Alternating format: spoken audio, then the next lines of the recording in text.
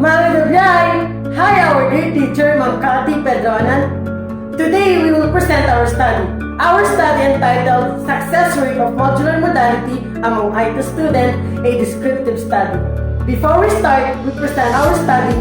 Let me introduce myself. I am Papat Roland de Guzman Jr., the leader of this group. Let me introduce also my group mates. First, Angel Laxa, Andre Jade Manipi, and lastly, James Baron Angeles. Let's proceed to our introduction. Many students are adjusted to the new setup of new normality in the education system. Education must be continued. Because of that, Department of Education or DepEd utilize different types of learning delivery modality to reach every student to continue their education.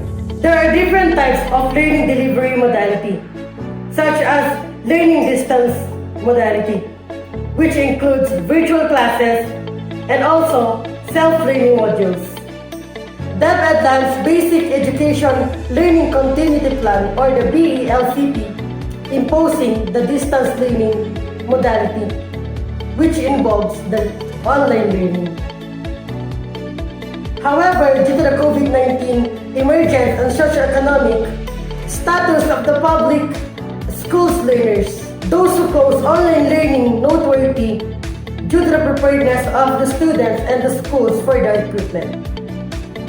As per memorandum, President Rodrigo Roa Duterte has given the approval to the recommendation of DepEd.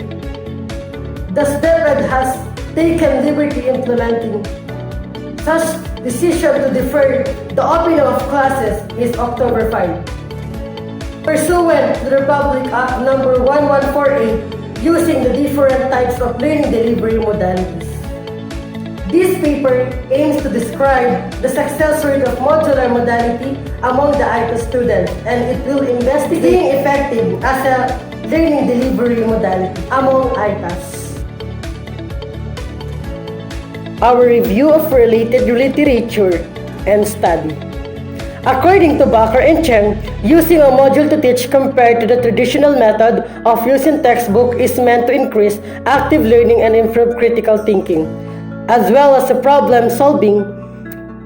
It also gives the teacher the opportunity for conducting formative assessment in the classroom. Standardized textbooks have their own styles and their contents, depth of coverage of materials, and organization may affect the teachings and learning environment. Thus, the use of a module presents more flexible learning environment for the both instructors and learners. The conventional curriculum is centered on the teacher rather than the learner. However, nowadays there has been a paradigm shift which moves the importance from teaching, learning, and a more student-centered curriculum. Expect the students to know and understand the lecturer's larger goals and expectations. Also try to cultivate reflective learning by giving our students that chance to reflect on the learning process. The focus is now on how learners learn and the design of effective learning outcomes. What students know and what should they be able to do at the end of every lesson. To begin with, students need a comprehensive syllabus Lunar 1997, outlining the key concepts, idea, theories and skills, and procedures of the course. In addition, many students lack some of basic learning tools needed to accomplish the course goals. Therefore, helping students learn how to learn has become a key element of good course design. Most students needed the help with the basics, and the best way to help them is to give someone a form of scaffolding.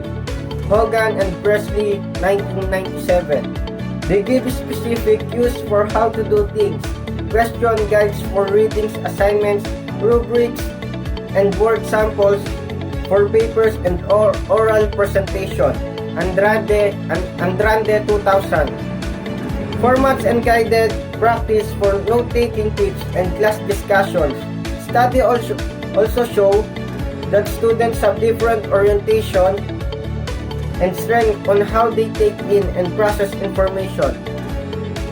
These orientations are sometimes referred to as learning styles and are used to describe and help us understand the different ways in which different students learn. Some learners may be receptive to visual forms of data, such as pictures and diagrams, whilst others prefer written and spoken explanations.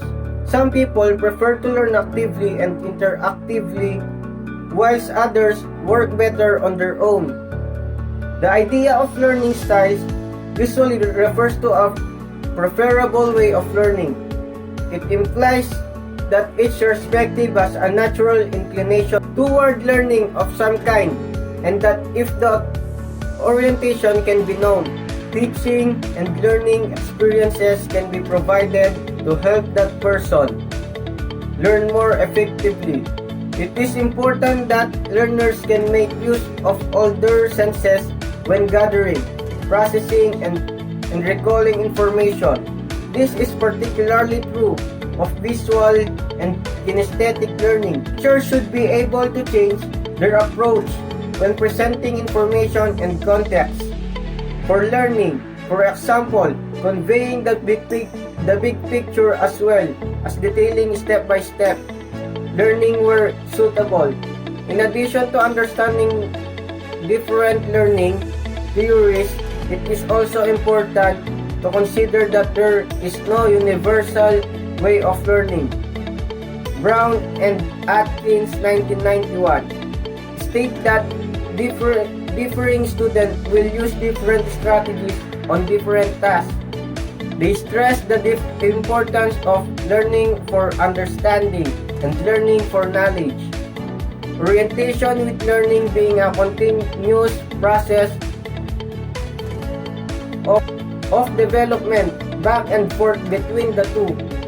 Seeking to incorporate the above to a learning module can offer a greater likelihood of fostering a deep approach to learning, leading to sustained interaction with content and the other's ability to relate new ideas to previous knowledge, provide explicit explanation and the clear knowledge base to students, structure in a reasonable student's workload, provide opportunities for students to pursue topics in depth through self-learning, and ensure an appropriate formative and summative assessment strategy. In teacher-centered or passive learning, the teacher usually facilitates classroom dynamics. The teacher lectures and comments while students listen, take notes, and ask questions. In student-centered or active learning, the students usually determine classroom dynamics as they independently analyze the information, construct questions, and ask the instructor for clarification. In this scenario, the teachers, not the students, is listening, formulating, and responding, according to Salcedo 2010. In education, change comes with questions. Despite all current reports championing online education, researchers are still questioning its effectiveness. Research is still being conducted on the effectiveness of computer-assisted teaching. Thus far, literature on the effectiveness of online courses is expansive and divided. Driscoll et al. 2012. Sometimes, studies favor traditional classroom instruction, stating online learners will quit more easily, and online learning can lack feedback instruction. Some studies favor traditional classroom instruction, stating online learners will quit more easily, and online learning can lack feedback for both students and instructors. Ashley et al. 2013. Because of this shortcoming, student retention, satisfaction, and performance can be compromised like traditional teaching and distance learning also has its apologies. Whoever online education produces students who perform as well or better than their traditional classroom counterparts. West Lewis et al. 2006. The advantages and disadvantages of both learning modalities needed to be fully fleshed out and examined to truly determine which medium generates better students' performance. Both learning modalities have been proven to be relatively effective, but as mentioned earlier, the question to be asked is if one is truly better than the other. According to the Bigelow 2009, moreover, more study time can lead the better class performance. More chapters read, better quality papers, and more group project time. Studies on the relationship between study time and performance are limited. However, it is often assumed the online student will use any surplus time to improve grades. It is crucial to mention the link between flexibility and student performance, as grades are the lone performance indicator of this research. Our statement of the problem will be on how modular modality affects the learning of Aeta students. Second, how students rate the use of modular modality as their learning delivery modality. Significance of the study. This study's success rate of modular modality among Aeta students will vary with the following among teachers, students, schools and administrations, and also future researchers. Let's proceed for the teachers.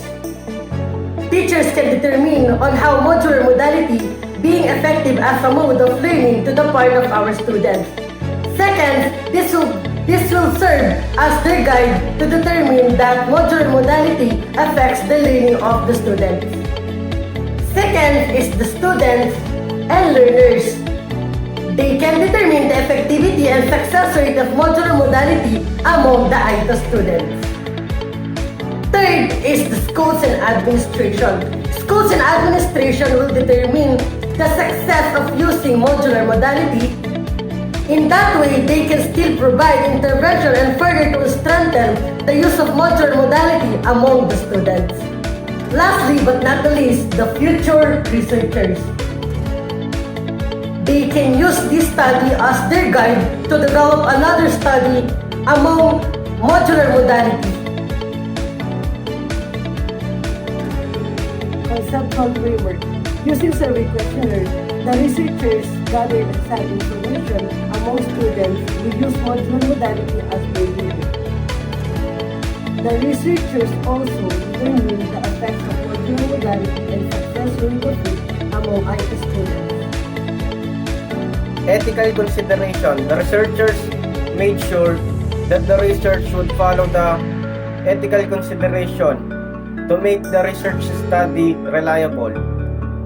The researchers will provide the consent letter to the respondents which shows the objective of the study.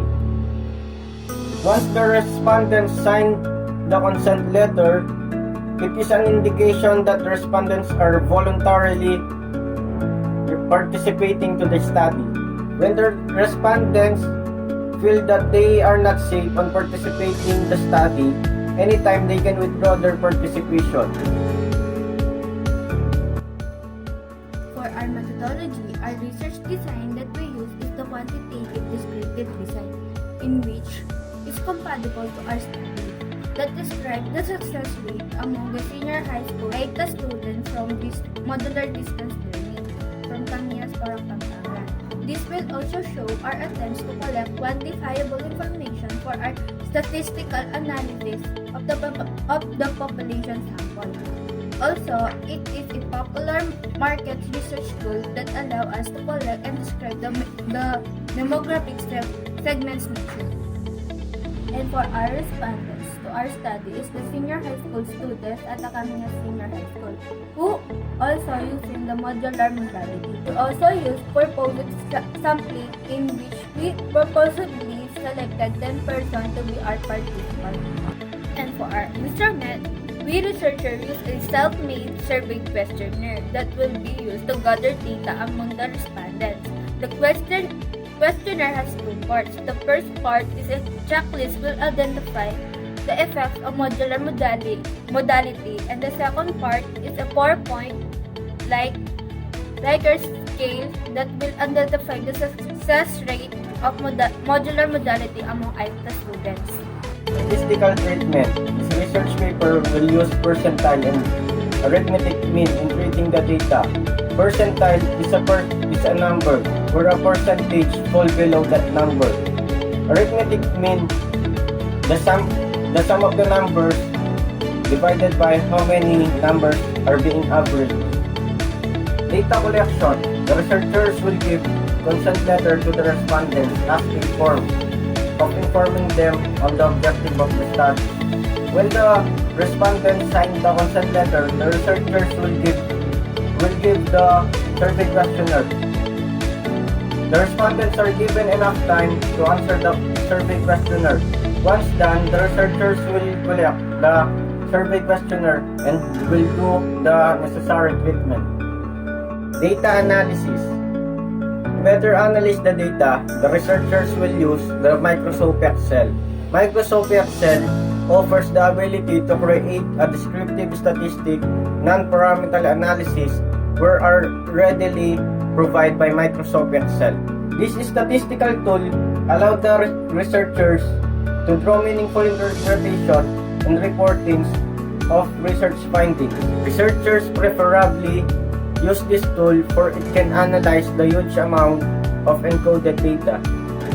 Also, it is simple to use because of its range of features and tools, particularly in detailed computation of data and in generating charts or graphs which are ready for interpretation. Furthermore, this statistical tool provided the arithmetic mean and percentile which will be using in this study. Effect of modular modality. The data showed that 60% of the students developed their mathematical skills using the modular, 80% developed their comprehensive and technical skills. 90% modular helped them to understood the lesson clearly, and 100% developed their reading skills. The data shows that students agree the modular learning provides all the needs of the student. Easy to understood, provide students the skill they are need, provide students the knowledge they are need, make students learn better, provide interactive activities and effective tools for students to learn. Conclusion. Based on the data gathered, the study revealed the modular modality had a good effect to the development of the student. It also showed that respondents are agreed the modular modality is successful to its goal to help students to learn during the time of pandemic. Recommendation. There is recommended to use modular modality not only during the time of pandemic, but also to those students who cannot go to school for the face-to-face class. It is also recommended to exchange the modular to further achieve all the goals of the modular learning.